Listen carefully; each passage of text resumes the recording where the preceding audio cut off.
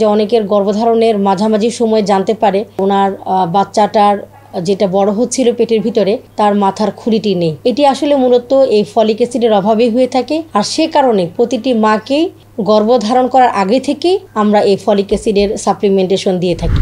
Thyroid হরমোনের ঘাটতি যদি থেকে যায় অথবা কোনো মা যদি ডায়াবেটিস অবস্থায় তিনি যদি গর্ভধারণ করেন, সেক্ষেত্রে গর্ভপাত থেকে শুরু করে বাচ্চার বিকলাঙ্গ হওয়া, বাচ্চার বুদ্ধিতে খর্ব হওয়া কিংবা বাচ্চা বধির হওয়া, এই ধরনের সমস্যাগুলো হতে পারে। আসসালামু আলাইকুম, আমি doctor Syeda Rafiza Sultana, consultant gynae এবং অবস, ইবনে সিনা মেডিকেল কলেজ ও হাসপাতাল। আমাদের কাছে অনেক রোগীরাই গর্ভধারণ করার পরে আসেন এবং দেখা যায় যে তাদের শারীরিক কোনো সমস্যার কারণে সেই প্রেগনেন্সি আর কন্টিনিউ হয় না, কোনো না কোনো কারণে নষ্ট হয়ে যেতে পারে। তো সেই কারণে বিশ্ব স্বাস্থ্য সংস্থা এখন প্রতিটি মায়ের জন্যই গর্ভধারণ করার আগেই চিকিৎসকের শরণাপন্ন হতে বলেছেন।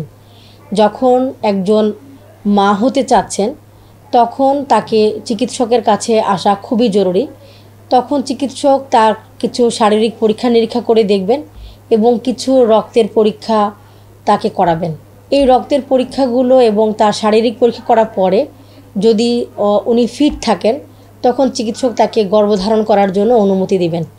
অথবা যদি তার কোনো ধরনের শারীরিক কোনো সমস্যা ধরা পড়ে, যেগুলো খুব সাধারণভাবে ধরা পড়ে অনেকের ক্ষেত্রে, দেখা যায় যে তার থাইরয়েড হরমোনের ঘাটতি রয়েছে, অথবা দেখা যায় যে তার ব্লাডে গ্লুকোজের পরিমাণ বেশি, অর্থাৎ দেখা যায় তিনি হয়তো প্রি ডায়াবেটিক অথবা ডায়াবেটিক্সের রোগী, যেটা হয়তো ওনাদের এতদিন জানা ছিল না।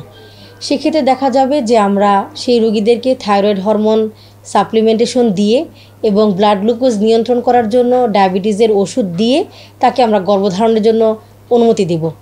আর যদি দেখা যায় যে তার সব কিছু স্বাভাবিকভাবে আছে, অর্থাৎ তিনি গর্ভধারণের জন্য ফিট আছেন, তখন ডাক্তার তাকে গর্ভধারণের জন্য অনুমতি দিবেন।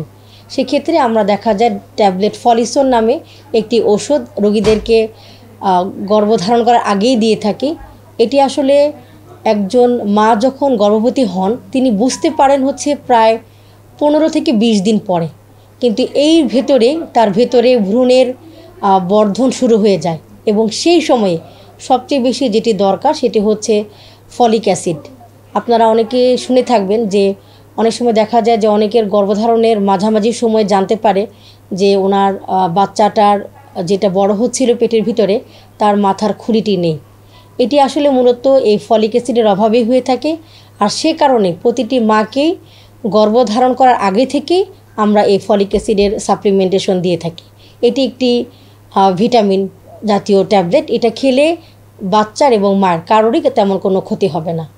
আমরা সাধারণত সিবিসি, যেটাকে কমপ্লিট ব্লাড কাউন্ট বলা হয়ে থাকে, সেখানে অর্থাৎ রক্তের কিছু বেসিক প্যারামিটারগুলো দেখা যায়। মেনলি আমরা ওখানে দেখে থাকি হচ্ছে তার হিমোগ্লোবিনের পরিমাণটা কত, তার শরীরে কোনো ধরনের কোনো ইনফেকশন আছে কি না। আমাদের দেশে অধিকাংশ মারাই দেখা যায় যখন আমাদের কাছে আসেন তাদের ব্লাড গ্রুপটিও জানেন না। আমরা সেক্ষেত্রে ব্লাড গ্রুপটা দিয়ে থাকি। আমরা তার প্রস্রাবের কোনো ইনফেকশন আছে কি না সেই পরীক্ষা দিয়ে থাকি। আমরা তার ডায়াবেটিস আছে কি না, তার হরমোনাল থাইরয়েড হরমোনের কোনো ঘাটতি আছে কি না, এই পরীক্ষাগুলো মূলত করতে দিয়ে থাকি। হেপাটাইটিস বি ভাইরাসের জন্য আমরা SBS এজিও পেশেন্টদের সাধারণত করতে দেই। থাইরয়েড হরমোনের ঘাটতি যদি থেকে যায় অথবা কোনো মা যদি ডায়াবেটিস অবস্থায় তিনি যদি গর্ভধারণ করেন, সেক্ষেত্রে গর্ভপাত থেকে শুরু করে বাচ্চার বিকলাঙ্গ হওয়া, বাচ্চার বুদ্ধিতে খর্ব হওয়া কিংবা বাচ্চা বধির হওয়া, এই ধরনের সমস্যাগুলো হতে পারে। আবার বাচ্চা দেখা যাবে যে অনেক গর্ভপাত ছাড়াও বিকলাঙ্গ বাচ্চা অনেক সময় ভূমিষ্ঠ হয়ে যেতে পারে। সেই কারণে এই পরীক্ষা করানো জরুরি।